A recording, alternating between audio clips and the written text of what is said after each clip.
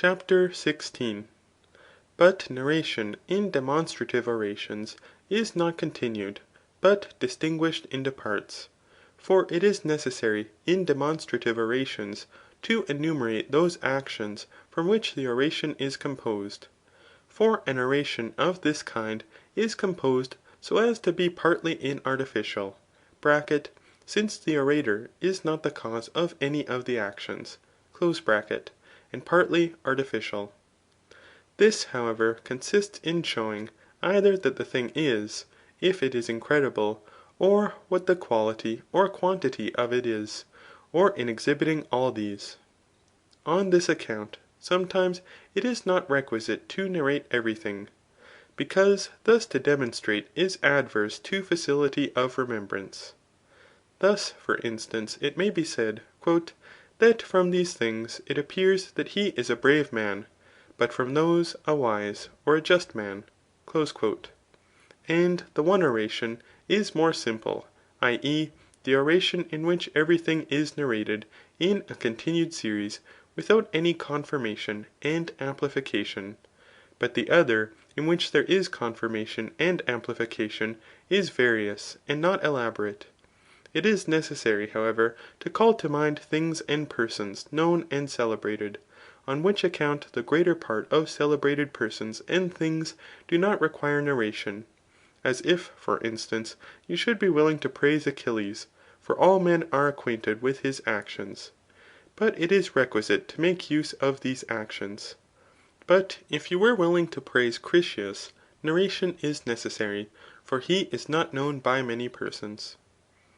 At present, however, rhetoricians ridiculously say that narration should be rapid ; though what a certain person said in reply to a baker who asked, " Whether he wished that he should make soft or hard bread," may be applied to these.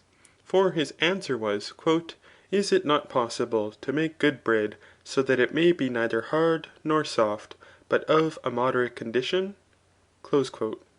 For it is requisite neither to make a long narration, as neither is it necessary to make a long exordium, nor to dwell on the credibility of what is narrated ; since here also propriety consists neither in rapidity nor conciseness, but in mediocrity.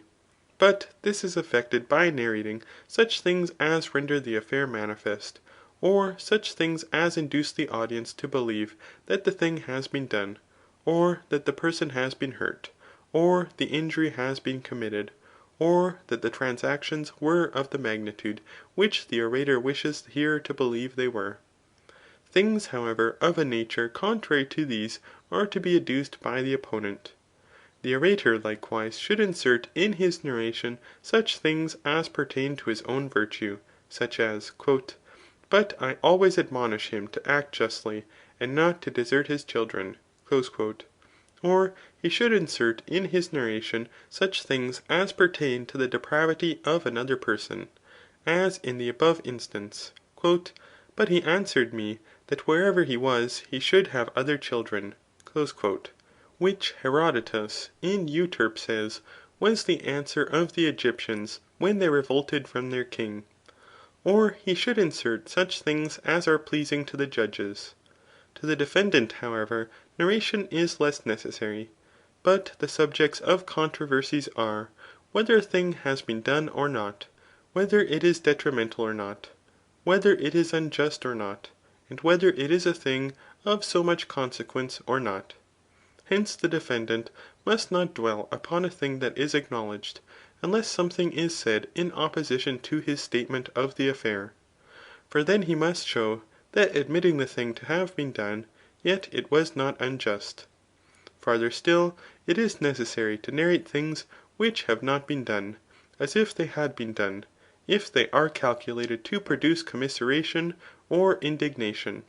Examples of this are the fabulous narration of Ulysses to Alcinous, and again to Penelope, which is effected in 30 verses.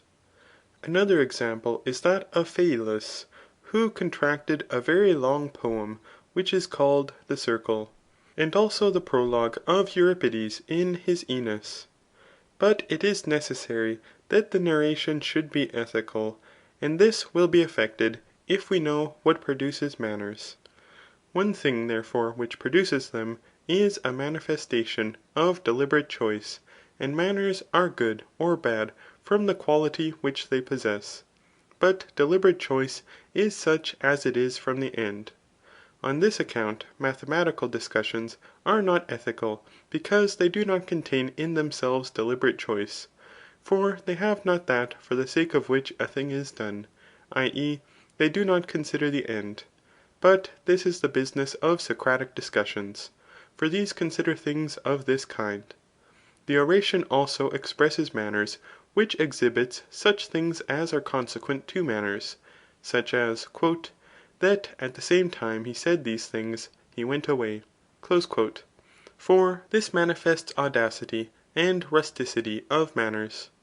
The oration likewise is rendered ethical by not speaking as if from a syllogistic process, like rhetoricians of the present day, but as if from deliberate intention, as I have wished, and for this was the object of my deliberate choice, since though I should desire no emolument from it, it is a better thing. For the one, i.e. to speak as if from a syllogistic process, is the province of a prudent man, but the other, i.e. to speak from deliberate intention, is the province of a good man. For it belongs to a prudent man to pursue what is beneficial, but to a good man to pursue what is beautiful in conduct. If however what you narrate is incredible, then the cause is to be explained.